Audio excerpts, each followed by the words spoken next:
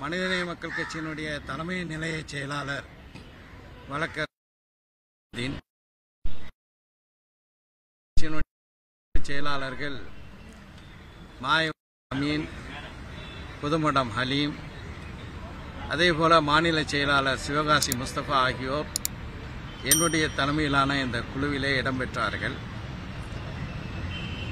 திராவிட முன்னேற்ற கழகத்துடன் தொடர்ச்சியாக 2013 நடைபெற்ற மாநிலங்களவை தேர்தல் முதல் நாங்கள் இணைந்து செயலாற்றி வந்திருக்கின்றோம். 2021 நடைபெற்ற சட்டமன்ற தேர்தலில் 2 தொகுதிகள் எங்களுக்கு அளிக்கப்பட்டு அந்த 2 தொகுதிகளிலும் மனிதநேய மக்கள் கட்சி திராவிட முன்னேற்ற கழகத்தினுடைய கூட்டணியிலே வெற்றி பெற்றது. சென்னை முதல் கன்னியாகுமரி வரை அனைத்து மாவட்டங்களிலும் வலுவான கிளை அமைப்புகளுடனும் அதேபோல பெருந்திரளான இளைஞர்களுடனும் செயல்பட்டு வரக்கூடிய மனிதநேய மக்கள் கட்சிக்கு வருகின்ற நாடாளுமன்ற தேர்தலில் ஒரு இடம் ஒதுக்கப்பட வேண்டும் என்று மிக அழுத்தமாகவே நாங்கள் பதிவு செய்திருக்கின்றோம்.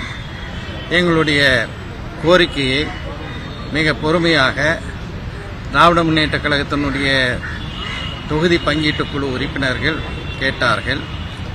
திராவிட முன்னேற்ற கழகத்தினுடைய தலைவரிடம் எங்களுடைய கருத்துக்களை எல்லாம் எடுத்து சென்று இது குறித்து தெரிவிப்போம் என்று சொல்லியிருக்கிறார்கள்.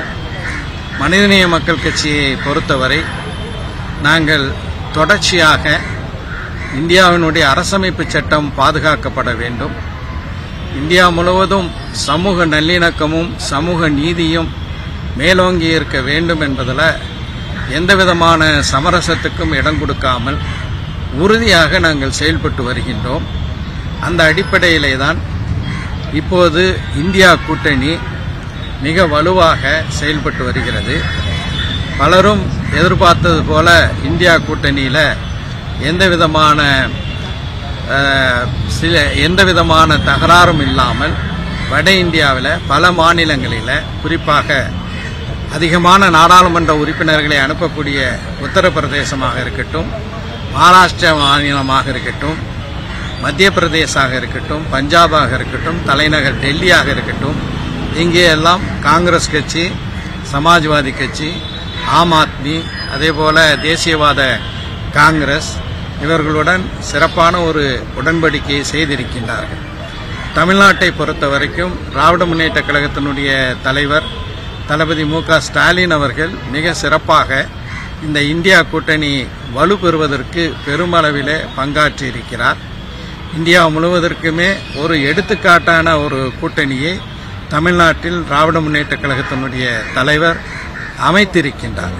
எனவே வருகின்ற நாடாளுமன்ற தேர்தலில் மனிதநேய மக்கள் கட்சியை பொறுத்த வரைக்கும் இந்த நாட்டிலே தற்போது ஆட்சியில் இருக்கக்கூடிய பாஜக அரசியல் சட்டத்தினுடைய விழுமியங்கள் ஒவ்வொன்றாக சிதைத்து வருகிறது, மாநிலங்களுடைய உரிமைகளையும் பறித்து வருகிறது.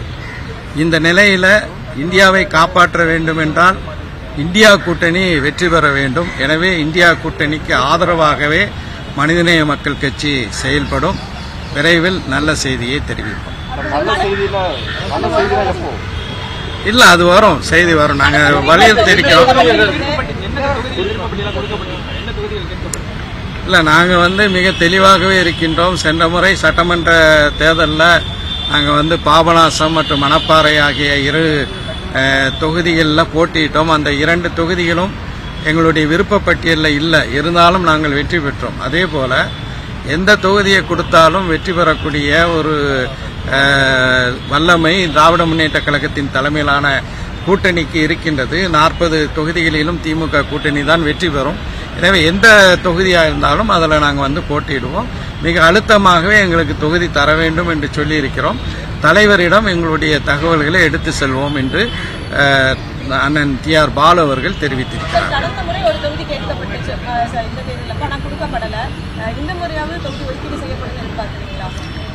எதிர்பார்க்கிறோம், நிச்சயமாக எதிர்பார்க்கிறோம்.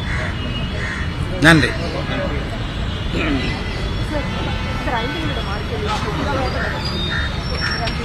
என்ன